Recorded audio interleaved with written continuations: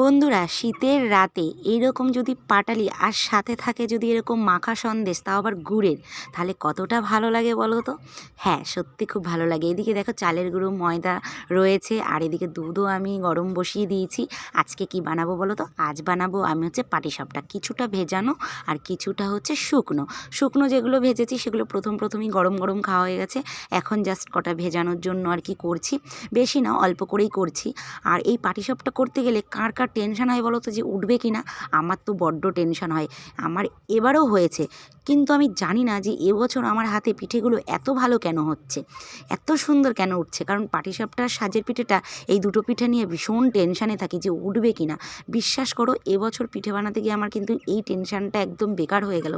এত সুন্দর উঠেছে, মানে আমি নিজেকেই বিশ্বাস করতে পারছি না যে আমি এত সুন্দর পিঠে করেছি, তাও আবার কেনা চালের গুঁড়ো দিয়ে। ভাবতে পারছো, কেনা চালের গুঁড়ো দিয়ে এত সুন্দর পাটিসাপটা ওঠা মানে বিরাট একটা ব্যাপার। কিন্তু আমি তো প্রত্যেকবার এই জিনিসটা নিয়েই টেনশন করি, তো এবছর কেন জানি না আমার হাতে এত সুন্দর পিঠে হচ্ছে, সত্যি আমি অবাক। তো তারপরে দেখো এদিকে ভিডিও একটু শ্যুট করতে করতে কখন যেন পিঠেটা আর কি পুড়ে গেল, একটুখানি হালকা আর কি। যাই হোক, কী করা যাবে, ভিডিও শ্যুট করতে গেলে একদিকে পিঠে করতে গেলে, মানে এক হাতে করি, বুঝতেই তো পারছো, একটু এলোমেলো হয়ে যায়।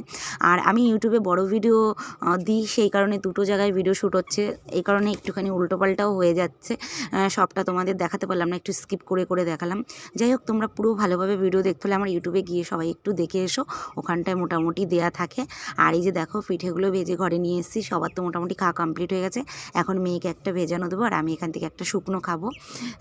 এই অবধিই ঠিক আছে, আর খাবো না। সকালবেলা পিঠে মানেই বাসি, বাসি পিঠে খেতে কিন্তু ভীষণ ভালো লাগে। তোমাদের কাদের কাদের ভালো লাগে অবশ্যই জানাবে, আর কে কী পিঠে খেলে এর মধ্যে অবশ্যই কিন্তু জানাবে।